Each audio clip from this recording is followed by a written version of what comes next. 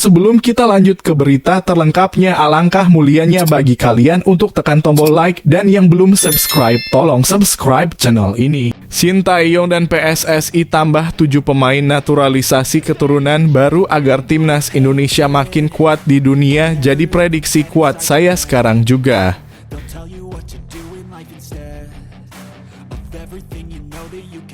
Anies Baswedan bisa auto marah besar dan kejang usai pelatih Argentina U17 sangat berani ngomong hal gila soal JIS ke hadapan publik.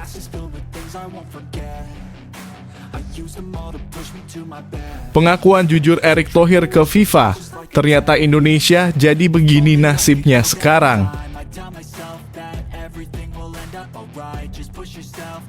5 pemain timnas Indonesia U23 yang paling diandalkan di Piala Asia U23 2024. Nomor 1 si penyerang ganas.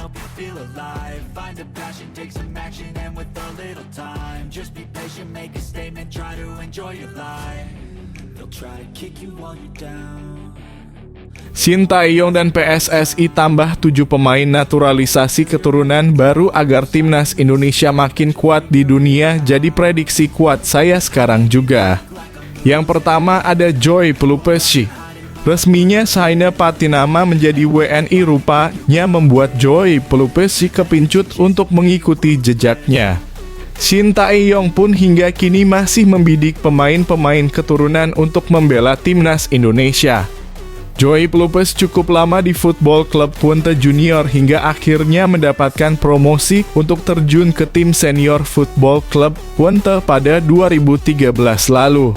4 musim bersama Rutgers Almelo, Joy Pelupessy berhasil mengantongi 5 gol dan 6 assist dalam 119 pertandingan. Yang kedua ada Neraisyo Kasanwirjo. Tak hanya bertalenta, Kasanwirjo ternyata memiliki darah Jawa mengalir di tubuhnya. Hal tersebut juga terlihat dari nama belakangnya yang umumnya dimiliki oleh masyarakat suku Jawa di tanah air. Kini Kasanwirjo bermain di Liga Austria bersama Rapid Vienna dengan status pinjaman dari Feyenoord. Kasanwirjo kala itu menyandang nomor punggung 28 dan mencatat 7 penampilan. Berbalut jersey Feyenoord, Kasanwirjo berhasil membawa tim tersebut ke kejuaraan.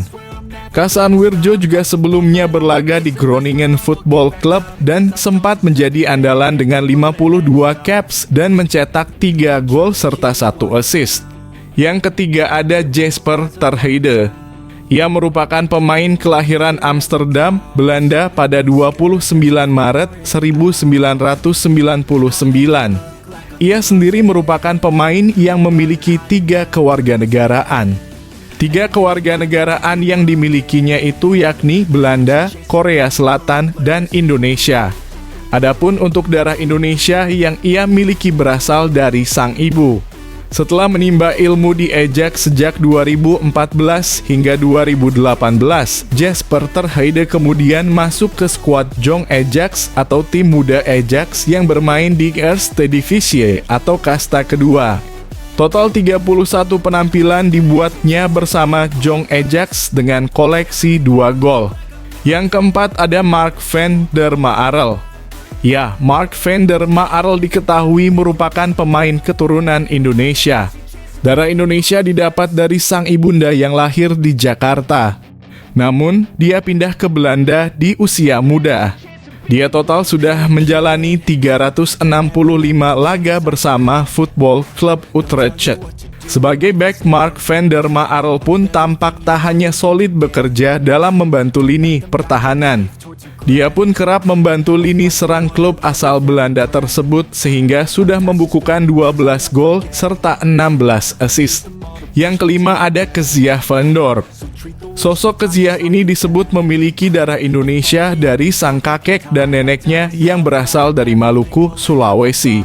Karier bermain Kezia van Dorp cukup menarik, sempat bermain di kasta teratas Liga Belanda bersama Football Club Emmen. Sementara itu, apabila berbicara soal naturalisasi, perihal ini tentu terlalu dini untuk dibicarakan oleh PSSI. Yang keenam ada Dean James. Dean James belum lama ini melakoni debut elok bersama tim senior Football Club Volendam. Pemain keturunan Indonesia itu bikin penampilan konsisten di level junior membuat pelatih football klub Volendam yang juga mantan bintang Inter Milan, Wim Jonk, memberikannya kesempatan. James didaftarkan sebagai salah satu pemain di skuad utama football klub Volendam dalam mengarungi Eerste Divisie atau kasta kedua Liga Belanda. Yang ketujuh ada Calvin Verdon. Calvin merupakan pemain berusia 21 tahun dengan tinggi 172 cm yang memiliki posisi utama sebagai seorang bek kiri. Meski begitu, Calvin juga sempat menjajal posisi lain seperti bek tengah dan juga gelandang bertahan. Berdasarkan catatan Transfermarkt, Calvin kini tergabung dalam klub kasta pertama Liga Belanda, Feyenoord Rotterdam. Ia merupakan pemain muda akademi klub tersebut yang berhasil naik ke tim senior pada 2016 silam.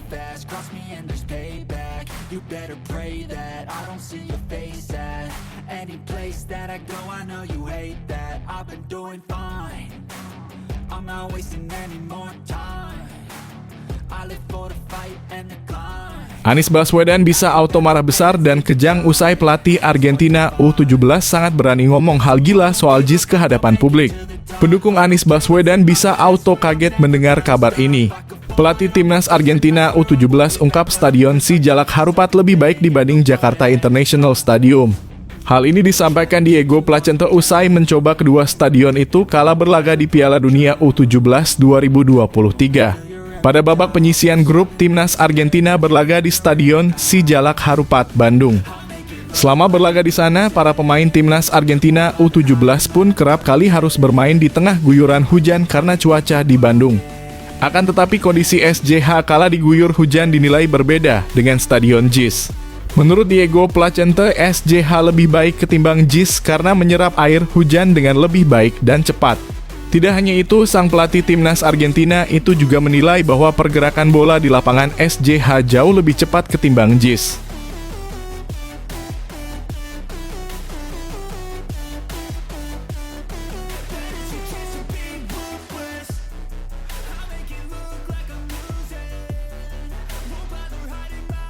Pengakuan jujur Erick Thohir ke FIFA, ternyata Indonesia jadi begini nasibnya sekarang. Erick Thohir mengaku Piala Dunia U17 2023 berdampak positif bagi Indonesia khususnya dalam pembangunan timnas Indonesia.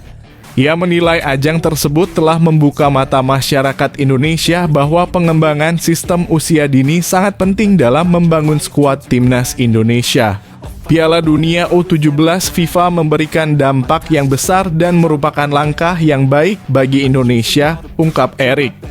Untuk membangun tim nasional, kita harus mengembangkan sistem pemuda dan turnamen ini Piala Dunia U17 2023 telah membuka mata masyarakat kita menunjukkan kualitas negara lain dibandingkan Indonesia.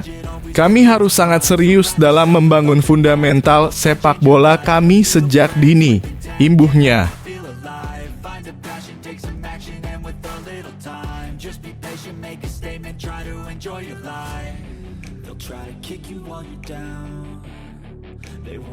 Lima pemain timnas Indonesia U23 yang paling diandalkan di Piala Asia U23 2024, nomor 1 si penyerang ganas. Berikut 5 pemain timnas Indonesia U23 yang paling diandalkan di Piala Asia U23 2024 banding 5. Marcelino Ferdinand. Ketiadaan Marcelino Ferdinand di lini sentral membuat timnas Indonesia tampil loyo di 2 laga awal grup F kualifikasi Piala Dunia 2026 zona Asia. Bahkan pelatih timnas Indonesia, Shin Tae-yong, terang-terangan merindukan aksi gelandang 19 tahun tersebut. 4. Ivar Jenner. Ivar Jenner bakal diduetkan dengan Marcelino Ferdinand atau Arkan Fikri di posisi gelandang double pivot. Ketenangan dalam menyalurkan bola dan kengototan saat berebut si kulit bulat yang bisa ditampilkan Ivar Jenner sangat dirindukan pencinta sepak bola tanah air. 3. Justin Hubner. Ketika Piala Asia U23 2024 bergulir pada April 2024, Justin Hubner diprediksi sudah memiliki paspor Indonesia. Status Kapten Wolverhampton Wanderers U21 menunjukkan Justin Hubner bukanlah pemain sembarangan. Selain kuku dalam bertahan, bek 19 tahun ini juga dapat diandalkan untuk mencetak gol via bola mati. 2. Hernando Ari. Sulit melupakan nama yang satu ini. Meski tinggi badannya hanya 177 cm, refleks dan penempatan posisi Hernando Ari merupakan yang terbaik di Indonesia saat ini. 1. Ramadhan Sananta. Nama terakhir adalah Ramadhan Sananta.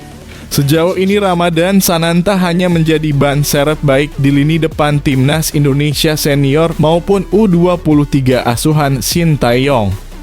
Jika tampil ganas di Liga 1 2023 hingga 2024 dan sanggup meningkatkan kekuatan fisiknya, jangan heran jika Ramadhan Sananta menjadi penyerang andalan timnas Indonesia senior dan U23. Apakah kalian setuju guys 5 pemain ini jadi andalan? Silahkan kasih komentar di kolom bawah.